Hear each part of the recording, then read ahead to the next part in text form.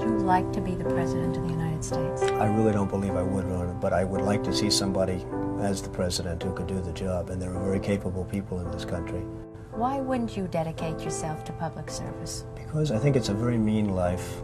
I would love and I would dedicate my life to this country, but I see it as being a mean life, and I also see it as somebody with strong views and somebody with the kind of views that are maybe a little bit unpopular, which may be right, but may be unpopular, wouldn't necessarily have a chance of getting elected against somebody with no great brain but a big smile.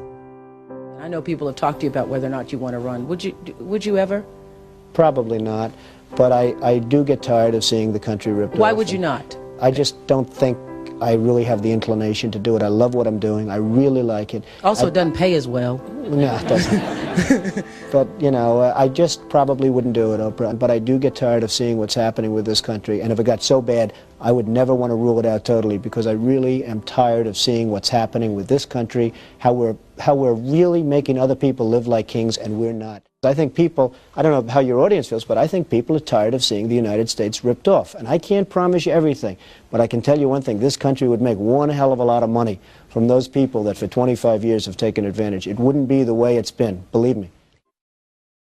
But you might be classified as an Eastern Republican. Fair? Well, I guess you could say that, yes. Which means kind of a Rockefeller, Chase Manhattan Republican? I never thought of it in those terms. How do you define it? Are you a Bush Republican? No, I think I'm really, the people that I do best with are the people that drive the taxis. You know, wealthy people don't like me because I'm competing against them all the time, and they don't like me, and I like to win.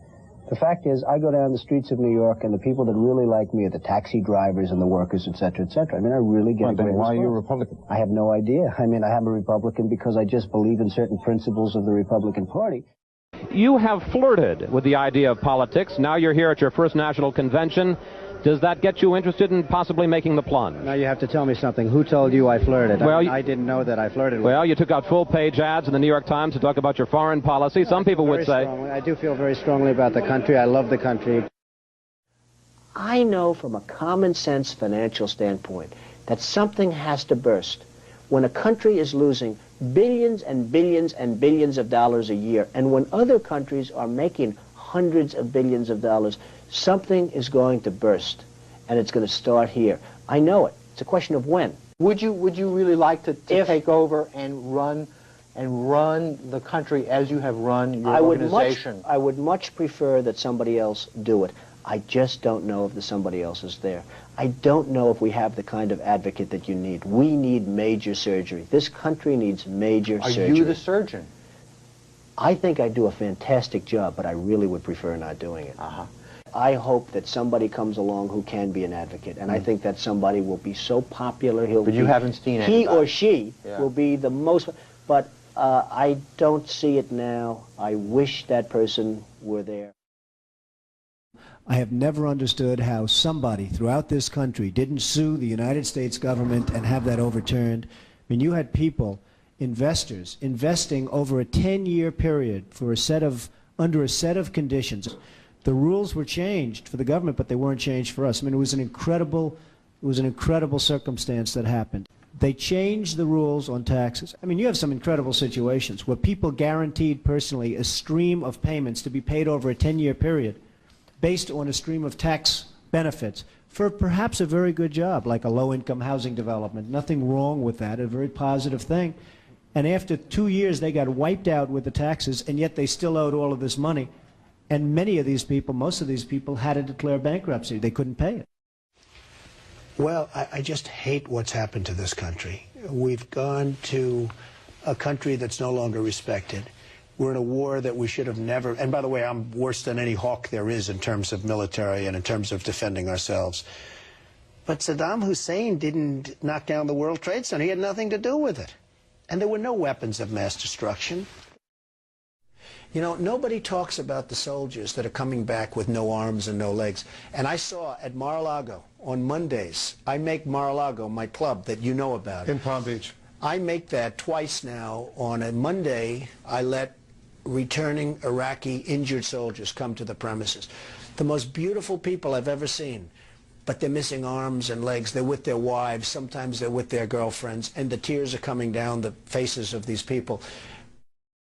The head of 3M said that President Obama is anti-business. Do you get the same feeling that he does? I don't see him necessarily as anti-business. I think that he hasn't dealt with the people that you've dealt with and that I've dealt with. I deal with China, as an example, a lot. It is never easy. I just think it's ridiculous that we allow them to do what they're doing to this country with the manipulation of the currency that you write about and all of the other things that they do. And frankly, if I were them and if I could get away with it, I take my hat off to them, frankly. They do get away with it.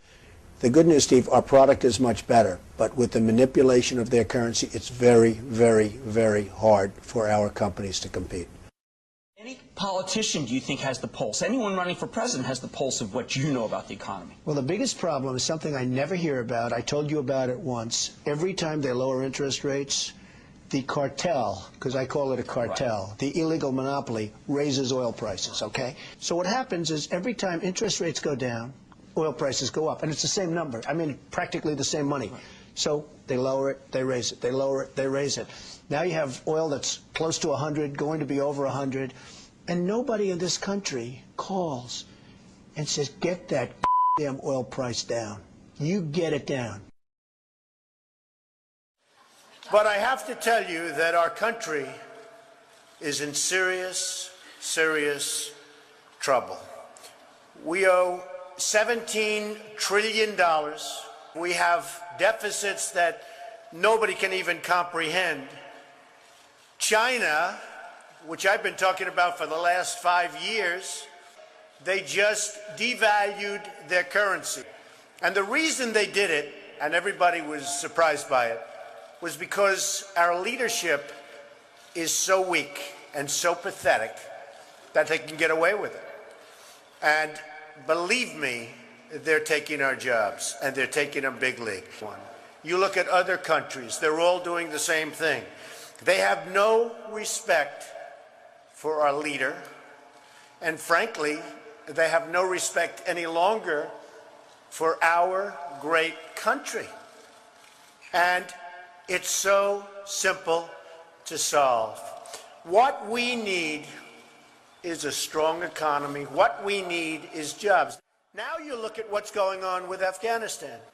So they make a deal, and I'm not advocating stay, because frankly, I want to build this country. I want to build these schools. I don't want to build a school in Afghanistan, a road going to the school, watch it get built up and then blown up 4 times, and they keep rebuilding and rebuilding. And you go to Brooklyn, New York, and you can't have schools. You go to Iowa, you can't. You go to wherever you go, and you can't have schools. Because we don't have any money, because we're spending it in other places where, frankly, they don't want us, and I don't want them. And it's amazing. Our country is in serious trouble. We don't have victories anymore. The U.S. has become a dumping ground for everybody else's problems. We spent $2 trillion in Iraq. $2 trillion. We lost thousands of lives, and we have nothing. We can't even go there. We have nothing. Last quarter, it was just announced, our gross domestic product, a sign of strength, right? But not for us. It was below 0. Who ever heard of this? And our real unemployment is anywhere from 18 to 20%. Don't believe the 5.6. Don't believe it. Our enemies are getting stronger and stronger by the day, and we as a country are getting weaker. We have a disaster called the Big Lie, Obamacare. Yesterday it came out that costs are going for people up 29, 39, 49, and even 55%. It is a disaster. So I've watched the politicians. I've dealt with them all my life. They will never make America great again. They don't even have a chance. They're controlled fully by the lobbyists, by the donors, and by the special interests. We need a leader that can bring back our jobs, can bring back our manufacturing, can bring back our military, can take care of our vets. Our vets have been abandoned. We need somebody that can take the brand of the United States and make it great again. I will tell you, I love my life. I have a wonderful family. They're saying, Dad, you're going to do something that's going to be so tough. You know, all of my life I've heard that a truly successful person, a really, really successful person, and even modestly successful, cannot run for public office. Just can't happen. And yet that's the kind of mindset that you need to make this country great again. So, ladies and gentlemen, I am officially running for President of the United States, and we are going to make our country great again.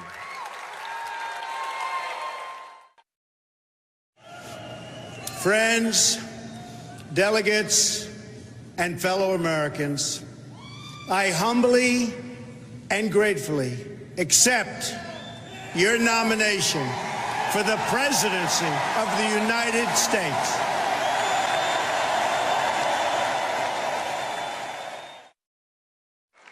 Working together, we will begin the urgent task of rebuilding our nation and renewing the American dream. I've spent my entire life in business looking at the untapped potential in projects and in people all over the world. That is now what I want to do for our country. We're going to get to work immediately for the American people. Again, it's my honor. It was an amazing evening. It's been an amazing 2-year period. And I love this country. Thank you. Thank you very much. January 20th, 2017 will be remembered as the day the people became the rulers of this nation again. The oath of office I take today is an oath of allegiance to all Americans. We assembled here today are issuing a new decree to be heard in every city, in every foreign capital, and in every hall of power. From this day forward, a new vision will govern our land. From this day forward, it's going to be only America first. America first. Every decision on trade, on taxes, on immigration, on foreign affairs will be made to benefit American workers and American families. I will fight for you with every breath in my body, and I will never, ever let you down. Together, we will make America strong again. We will make America wealthy again. We will make America proud again. We will make America safe again. And yes, together, we will make America great again. Thank you, God bless you, and God bless America. Thank you.